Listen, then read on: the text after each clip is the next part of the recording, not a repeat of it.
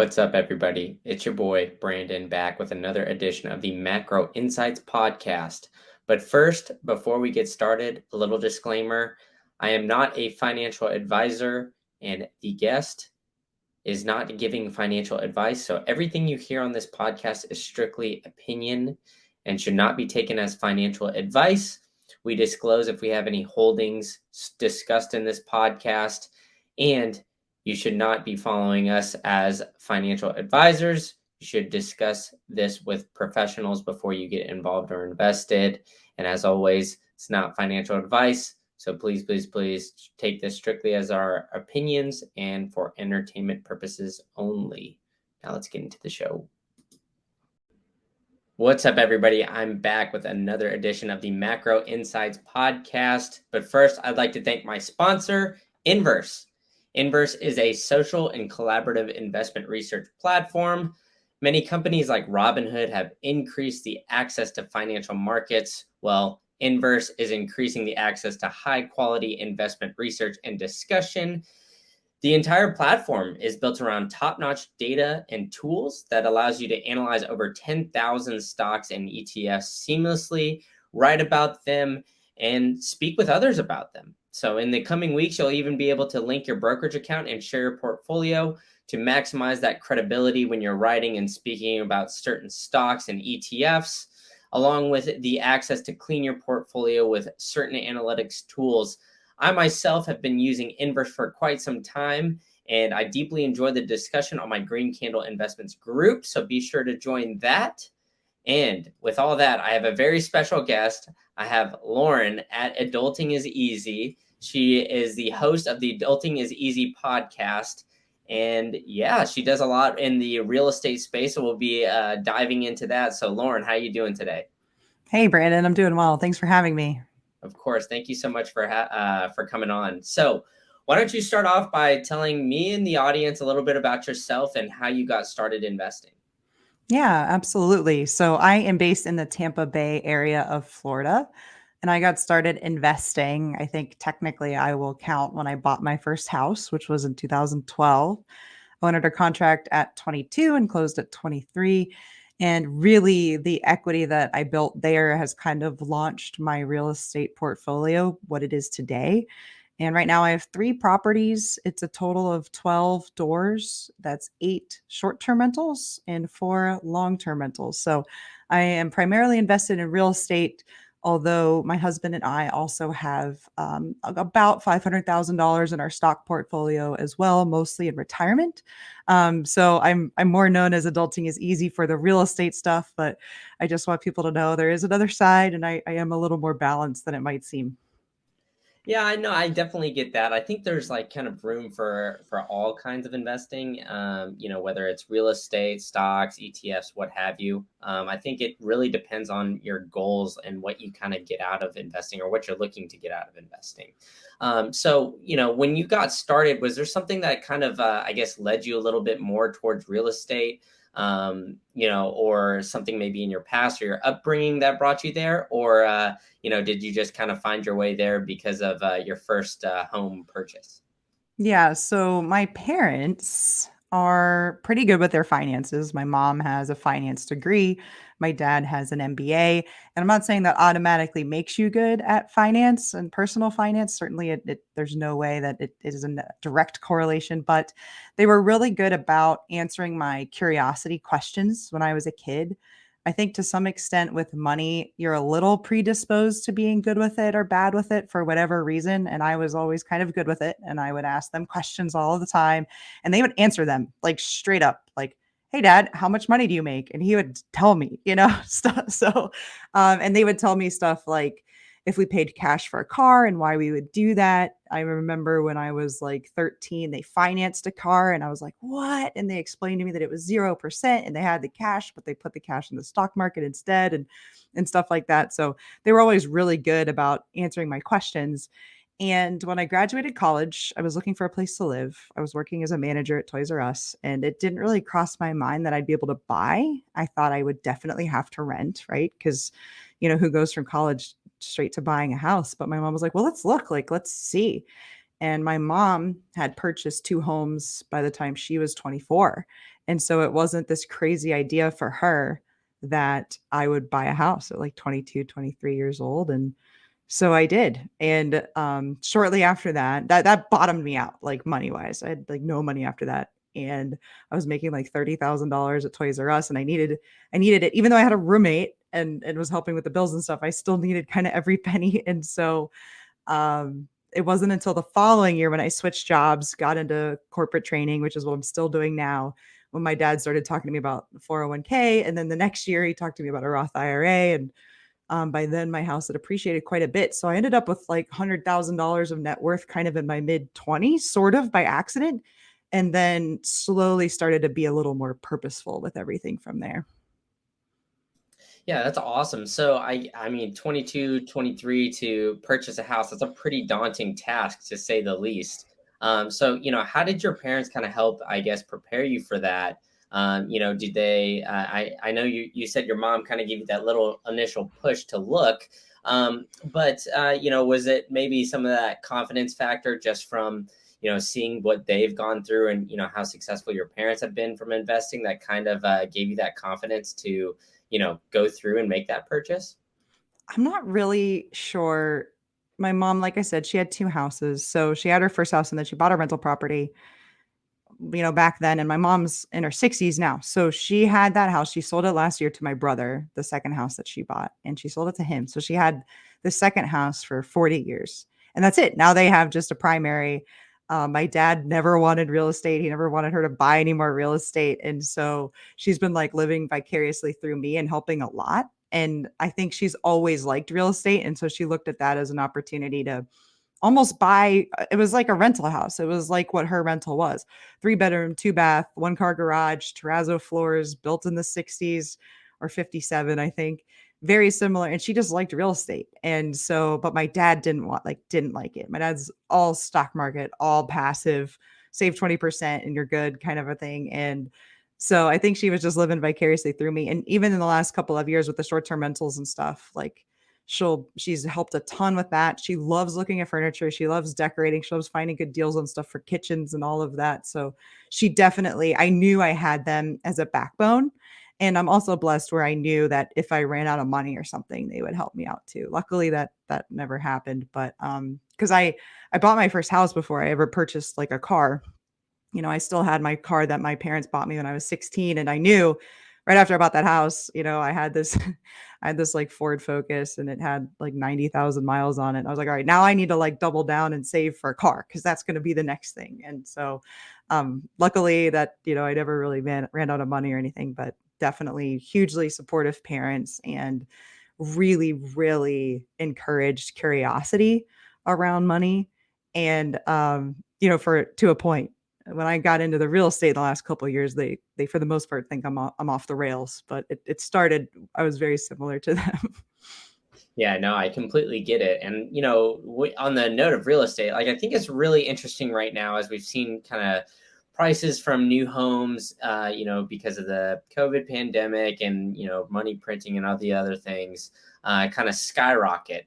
And now it seems like they're somewhat stabilizing, at least in the Tampa Bay area, where I'm located as well. But how do you see like the Federal Reserve raising interest rates affecting the housing market, like overall? Do you see it, kind of helping stabilize those maybe overpriced homes, or do you still think like in certain areas that prices can still increase?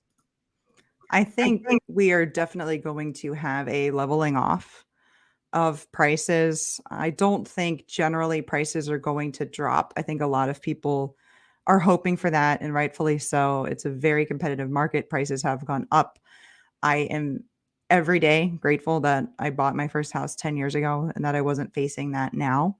And so I understand that sentiment, but I do think it's really just going to cause things to level off, not grow as quickly. And I don't think people are going to be paying a ton above asking, and they're not going to be getting into these bidding wars and things like that. Because if you think about it, in order for somebody to sell a house, they need to be going somewhere else. And once you've owned a house, let's say they want to own another house, they're probably sitting on a mortgage. Either they got it in the last few years or they refinanced in the last few years. That's 2.6%, maybe up to like 4 at the max. And so anybody that's leaving their home, they know they have to go get a mortgage at 5.5% ish right now. And so that's just going to cause less people to be buying because people are not going to be moving, but it's going to cause supply not to be as much too. So I just think generally we're not going to have the frenzy that we've had in the last couple of years. I do think certainly that Florida, the Tampa Bay area, I think the cat's out of the bag. I'm pretty bullish on it. Naturally, I live here. But I think we're going to see a bit in this particular area of what we saw in Denver, maybe a little bit to a lesser extent, but like Austin, Vegas, there's been some areas that have really had that were kind of discovered, I think, where their true intrinsic value has been found. And I think that's what we're seeing in the Tampa Bay area and in Florida in general. Gotcha. And you've mentioned this a couple times about short-term rentals. So, this is kind of the first deep dive I'm doing in real estate in this podcast. So, why don't you define that term for the listeners? Short-term rental, probably you're going to hear it kind of being synonymous with Airbnb, right? Like a Kleenex and a tissue. But so that's what a short-term rental is. And it basically means you have people staying in your property for less than 30 days, multiple times per year, is technically what it is. In our case, we allow typically from 3-night stays to up to 28-night stays. The 3-night stays, it keeps just your weekends from being booked because, I don't think that I would make as much money in short-term rentals if I was just renting out for Fridays and Saturdays. So we do have a setting that, as things get close, we do open up to 2-night bookings for Friday nights. But typically it's going to be 3 to 28. And the 28 days is because any more than that, in the state of Florida at least, they become tenants. And then you're in an eviction situation if they don't leave. And then you would need a lease and things like that. So that's the reasoning. And that's basically how you would define a short-term rental. Gotcha. Yeah. So there's some unique laws, I guess it seems like, where, depending on the length of the stay, you would actually need a lease agreement. Yeah. That's something I didn't really know because I think, that I've heard the term medium term rentals and I'm not sure if there's like, I don't know, the lease requirements or anything like behind those, but I know maybe like some travel nurses and other people kind of come and stay for like 3 months or so at a time, opposed to, maybe an Airbnb just month to month or something along those lines. But overall, I think like this market is very interesting. But a big question that comes to mind is how do you analyze, what to charge on a nightly basis compared to maybe like a long-term renter who, just or a long-term investor who essentially just looks at, market rent and other things like that. It's actually a very similar process.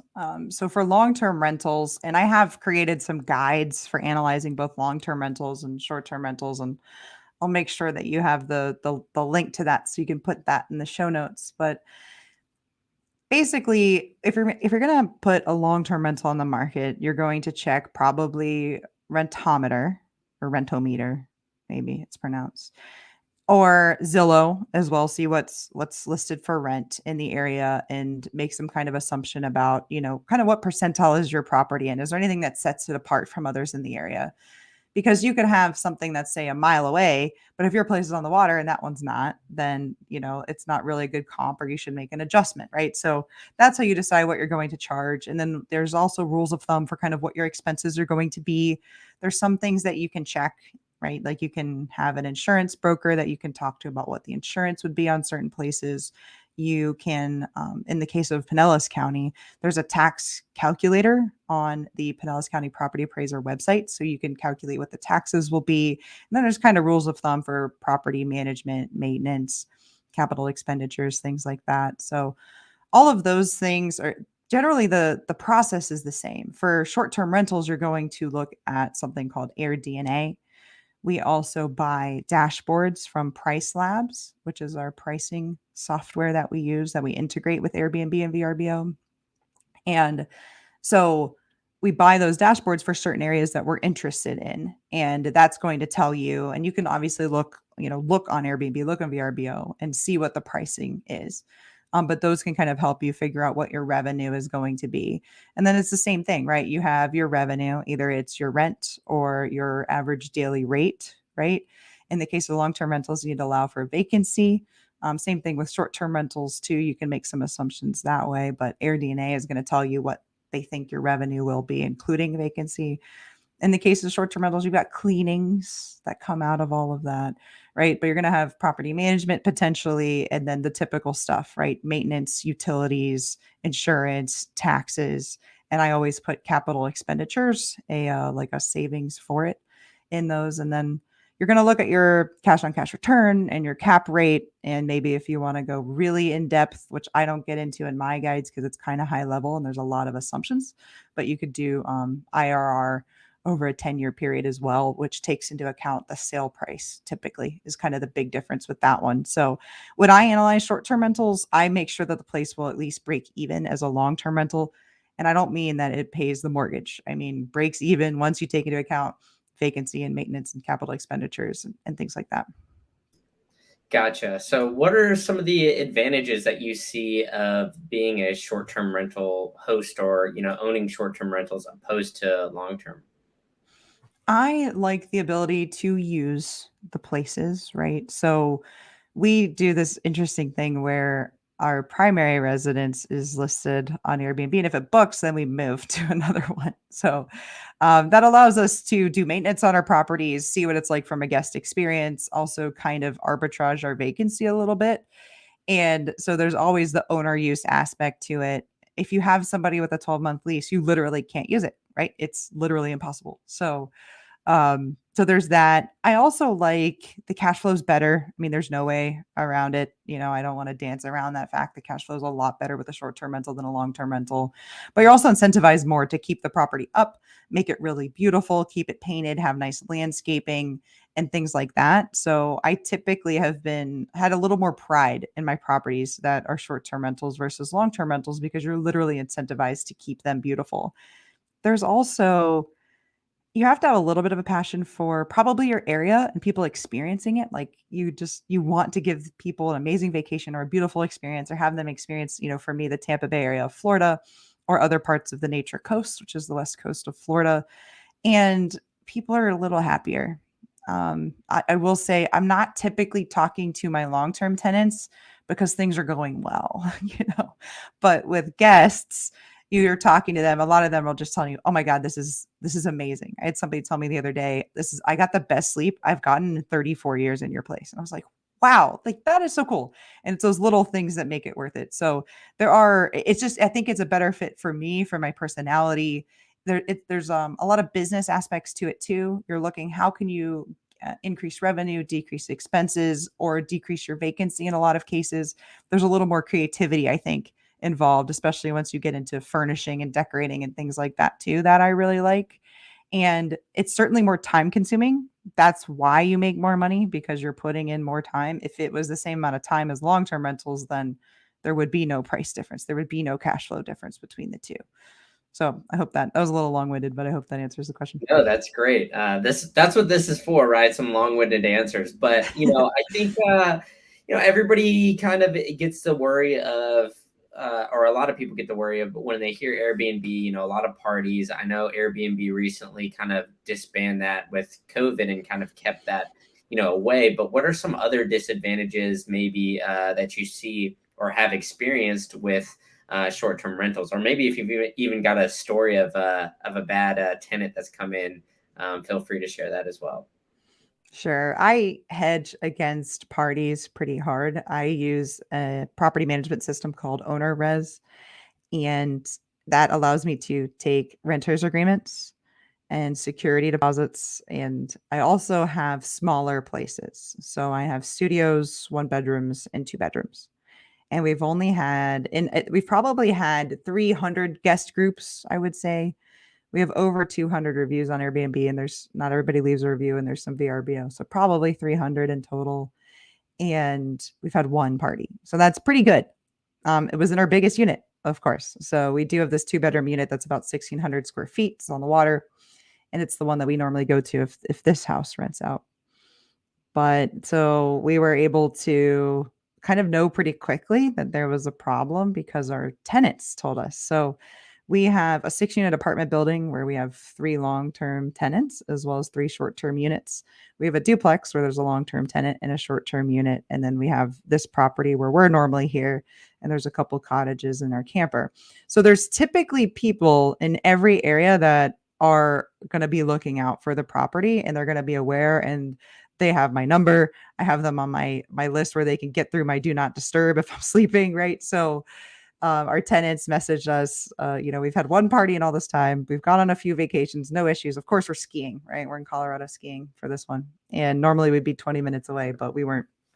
And our tenant, she texted me and she said, "Hey, these new people came over and gave me their phone number and said, we're going to be here all weekend. Here's my number if we get loud." And she's like, and it was like a kid.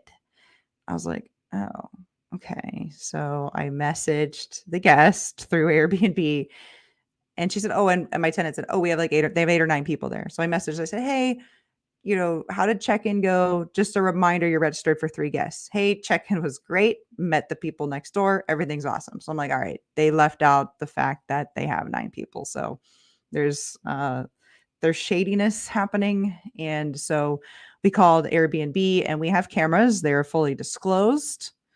And, you could see these people sitting on the back patio, passing what I assume to be marijuana in a circle and drinking, and a guy taking off his shirt and running out on the dock like he's going to jump in. And, it was actually kind of golden because I really didn't need anything else to give Airbnb. So Airbnb canceled their reservation.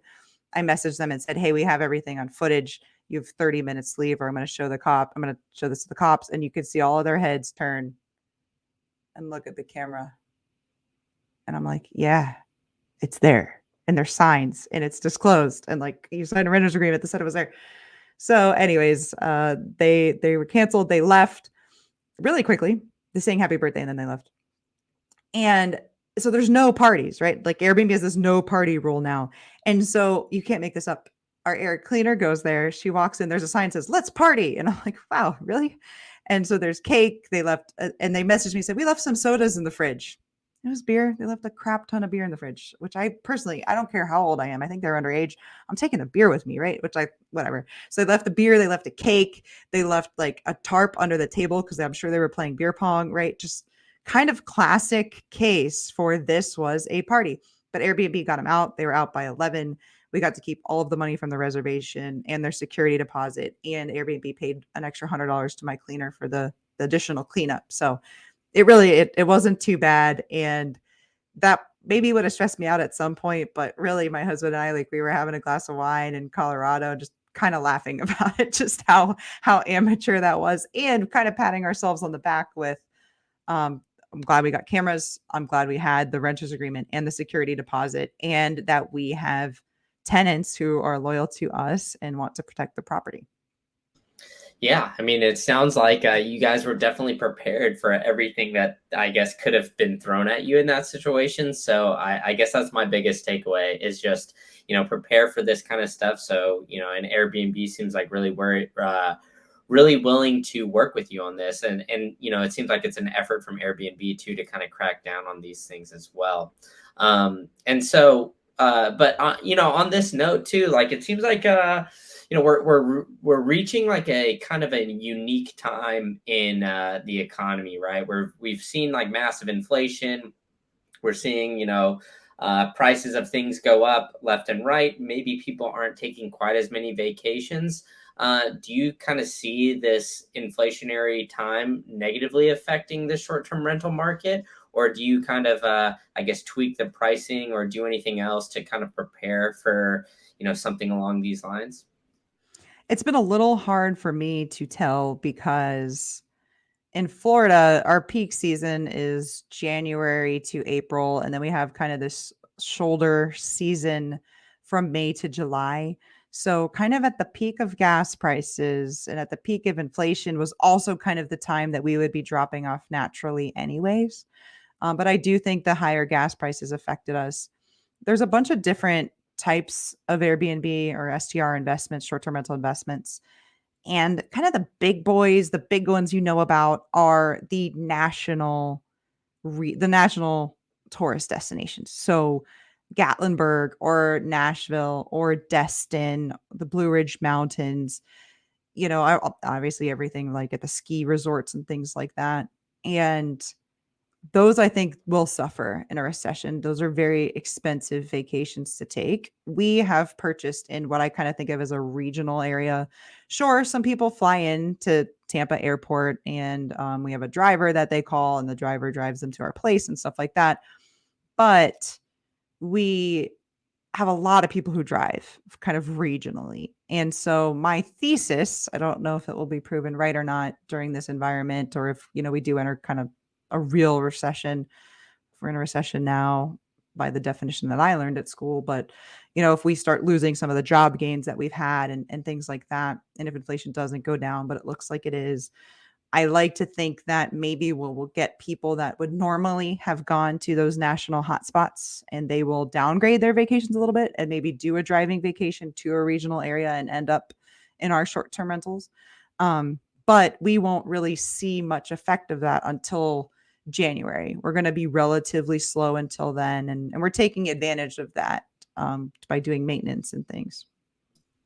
I gotcha. Well, on that note, do you see this as like kind of a good time to get into some short-term rentals? Do you think that, maybe regionally in the Tampa Bay area, it would be good? Or do you think, maybe it depends on like certain locations? Do you think like, maybe because Gatlinburg or some of these other hotspots are kind of feeling it right now that, maybe owners are more inclined to sell some of these short-term rentals that they have in these, I guess, more desirable like vacation spots?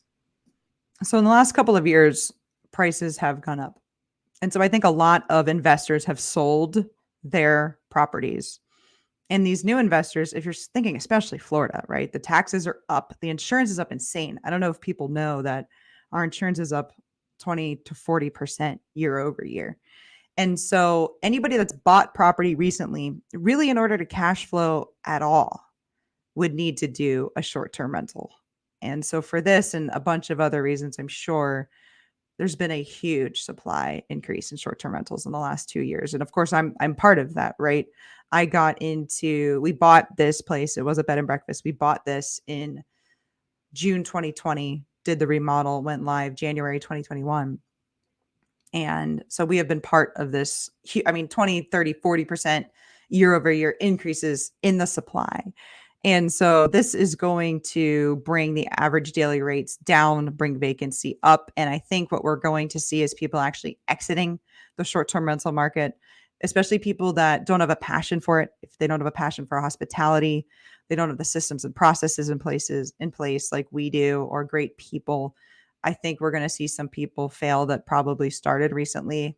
And by fail, I mean, I think they're going to switch back. I think they're going to switch to long-term rentals. So we have a high supply right now. So I don't know if it's the best time to get into short-term rentals.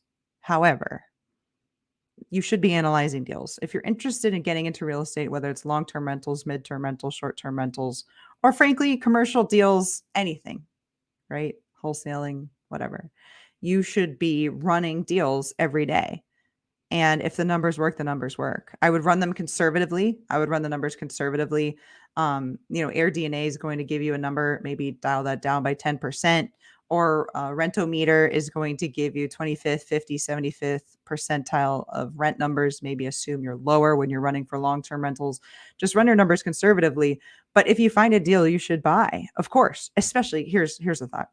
If you're financing and numbers work now, and you can refinance in a couple of years, they're really, really going to work then.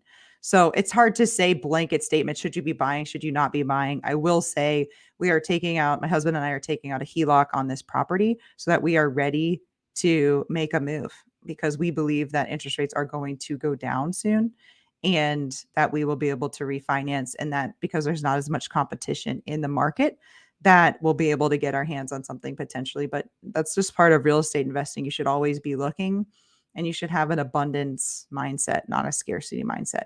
Just because you don't find something today does not mean you're not going to find something tomorrow. There's tons of ways to make money in this world. You just need to have your eyes open and be open to it. I really believe that.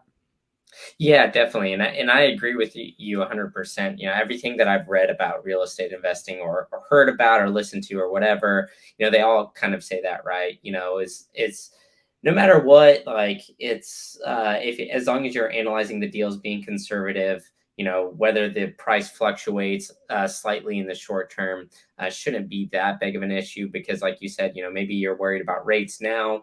And rates were obviously a lot lower a couple years ago, but at that time too, people were flocking in and buying like crazy. Well, now people are maybe not buying as much because the rates are a little bit higher, so there's less competition, right? So there's kind of Mhm. that give and take that comes with real estate investing. But I also kind of have this theory too.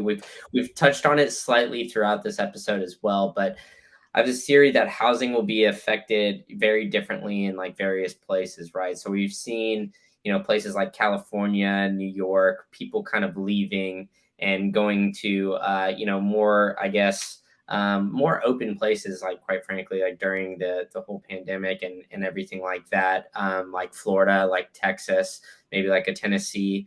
And we've seen a lot of the rental prices shoot up. I know that in Tampa Bay as well, like it's seen some of the most increasing rent prices in the country. Do you kind of see that rent and housing prices in the Tampa Bay area kind of or Tampa Bay and like Texas and some of these other markets kind of continue to increase, and then on the flip side, some of these other less desirable places kind of decrease, or do you kind of just, I guess, focus on a little bit closer to home when you analyze these deals? With the exception of 2008, really, real estate prices have gone up and down more by region than anything else. And of course, somebody realized that, and that's why they did, created derivatives and mortgage-backed securities and packaged all of these things together from across the country because that was supposed to diversify the risk. But of course, it caused kind of a systemic problem. But with the exception of that, real estate has been a little more regional. I think anybody that's around our age, right? It was my freshman year. It was the week of my 19th birthday when Lehman Brothers crashed, right? So very formative years, very formative time. And I think it's natural to be very jaded and worried that the real estate market is going to do things across the board. And I think that's probably not true. I don't know about you, Canada, with your variable debt up there. I don't know what y'all are going to be doing, but in California, I think California, I was just there a couple weeks ago. It's beautiful. I just, I mean, of course, here in Florida, like we have a lot of state pride, especially like coming out of COVID. There's a lot of like, the free state of Florida, and we're the best state in the country. And of course, I do believe that. But um, I just don't know that we're going to beat California out. I don't, the people out there, they're kind of okay with paying taxes if it's 72 all the time, So, and we don't have that. It is hot. We have really bad hurricanes, knock on wood, not so far this year. Of course, they have fires and stuff, but I don't see California taking a big hit, even though we're kind of seeing this exodus a little bit to Texas and Florida. I don't think we're going to see real estate drop out there. I just don't. I just don't. Texas and Florida, they're going to continue to go up. There's no question. I really think they've been discovered, and I think people are having a little bit of FOMO, right? I hear people all the time. I'm in sales. I sell corporate training. And they're like, "Oh, I want to move to Florida. I'm going to move to Florida someday." Or my sister just moved to Florida. My parents live in Florida. And I just think that's just going to continue. And I think people see it as an investment as well, right? I think people think, why not buy in Florida? It's going to keep going up. I don't know what the climate change situation is or what those impacts will be. But I do believe that, yeah, Texas and Florida, it's going to continue to go up. There's been like randomly Boise, Idaho, like went nuts. Like everybody from California moved to Boise, Idaho. We might see a little correction in that kind of instance where it like went crazy high for a second. Maybe we'll see some of that in Austin. I'm not sure. But overall, I think we're going to see real estate continue to go up, maybe some regional drops. But to answer your question more directly, for myself, I'm the nature coast of Florida girl.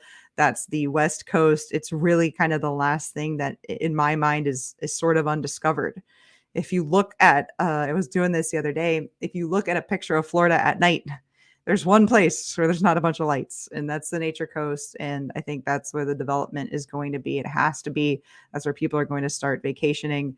We have our 6 unit apartment building on that coast, and it's in this very old, sleepy, old Florida town. And you can't get that anywhere else. So I think Florida is going to keep going up. I think Texas is going to keep going up. I don't know about the Midwest. I don't know about kind of those other southern states that are almost so cheap you kind of can't even fathom it.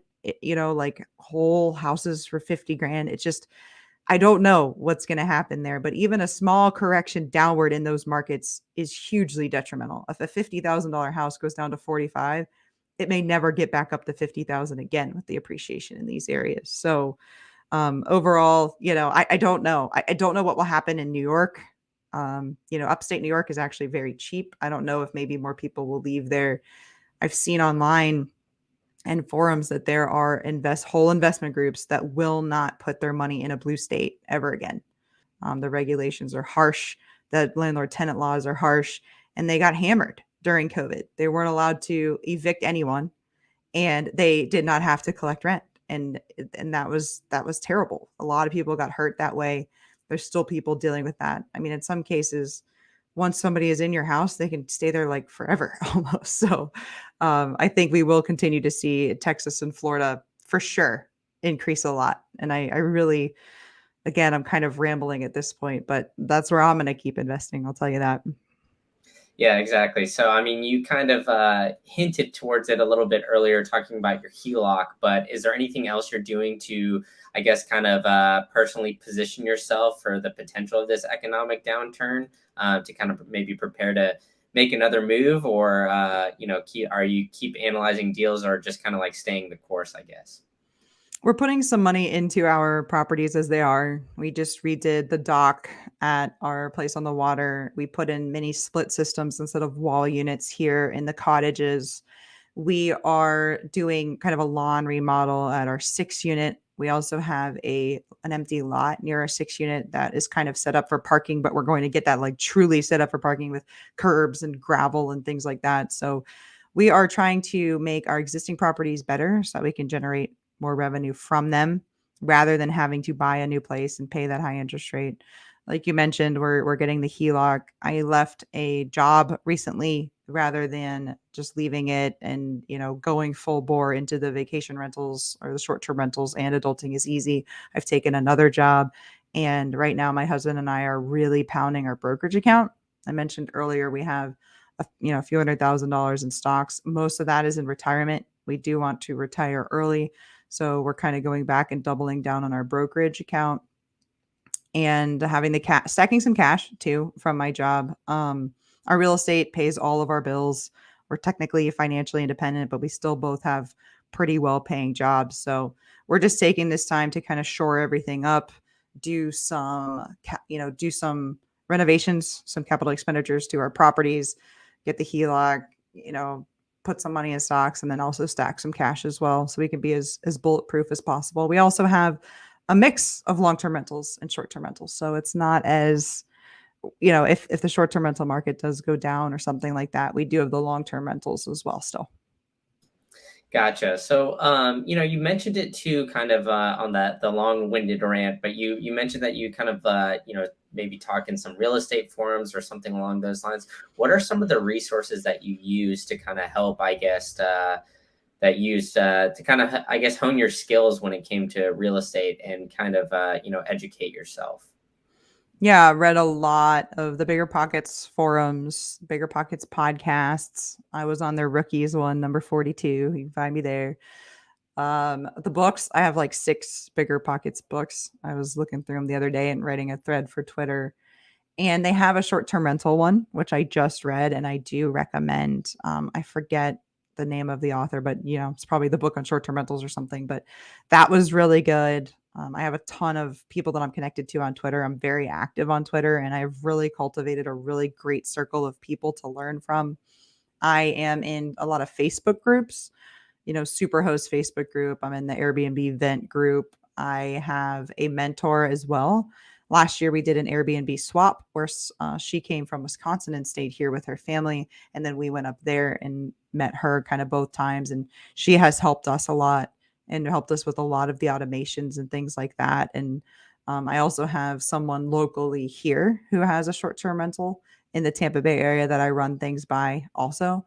So there's you really do always need to be learning and things like that. And this podcast, all podcasts. I'm a big fan of podcasts. I like them because I like to bike ride and things like that and clean my kitchen, whatever. And I feel like I can be productive if I'm listening to a podcast, like double productive if I'm listening to a podcast at the same time. So those are some of the resources that I've used over time. Yeah, exactly. I love podcasts as well. So I agree with that 110%. Anytime you're doing anything, driving or whatever, I feel like you could always just pop one on and learn something new, or just kind of just hone in those skills or refine them as well. So Lauren, you've been very kind with your time. So I'm going to wrap it up with one final question. What are some words of advice for any investors who are looking to get into the real estate game and kind of get started right now? This is an easy one. So people should house hack. And that means buy a property, live in part of it, and rent the rest of it out. If you look at your budget, or if you don't have a budget, if you just look at where your money goes, that number one line item, unless you have some crazy car or something, is probably your payment on your housing, whether that's your rent or your mortgage. And that's what I saw in 2019, early 2020. I was like, I make good money. My husband makes good money. We must be able to retire early. And I ran the calculation. It was like 55. Like, that's crazy. You take that mortgage payment out of there and it drops it by like 20 years. It's like, it's kind of insane. And so that's you can pay your place off, but you're still going to have taxes and insurance. However, if you buy a place that is just a regular house, you could do what I did when I bought my first house, which is where you rent out bedrooms. You can buy a duplex, triplex, or quad with a regular conventional mortgage. That means a 30-year fixed loan here in the United States. You can live in one of the units, rent the other ones out. There's also houses with mother-in-law suites, above garage apartments, basement apartments. Some friends of mine, they bought a house with a mother-in-law suite and they lived in the mother-in-law suite and rented the house out.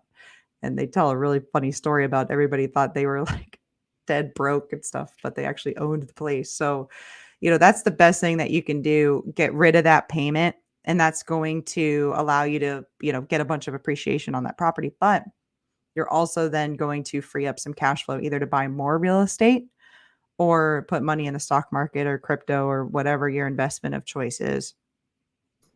Yeah, and I second that notion as well. It's actually what I'm doing right now. So I'm in the top unit of a duplex, and then I'm Airbnbing at the bottom. I did have a long-term renter, but I don't know. A friend approached me and said she'd manage it for me if I let her do the Airbnb. So I'm like, all right, go for it. Makes it a little easier on me. So yeah, I definitely agree. It's a ton of advantages, and it helped me get into the real estate investing game with little money down. And you get a better interest rate and all these kind of other advantages as well. So yeah, I couldn't agree with you more there. So yeah, I think that's great advice for people looking to get in.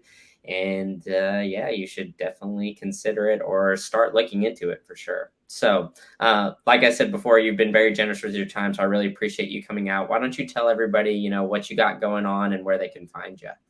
Yeah, so I have a podcast called Adulting is Easy. It's called Adulting is Easy because if we make money easier, we make adulting easier.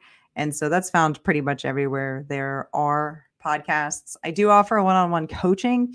People have been asking for that. So if you're setting up a short-term rental and you want to run some things by me, you can find me at realadultingiseasy.com. I mentioned it. I'm at Adulting is Easy on Twitter. I'm the most active there. Reach out to me. I'm pretty approachable. I do get a lot of messages, but as of right now, I'm still able to get back to every single one of them. If you want some one-on-one time, I do have that option as well. And Brandon, thank you so much for having me. It was fun. It's a good conversation. Of course. Yeah. Thank you so much. We'll have to do this again. Maybe when you, get another property or something like that, we can break that down. So, Sure. all right. Well, thank you so much. Thank you.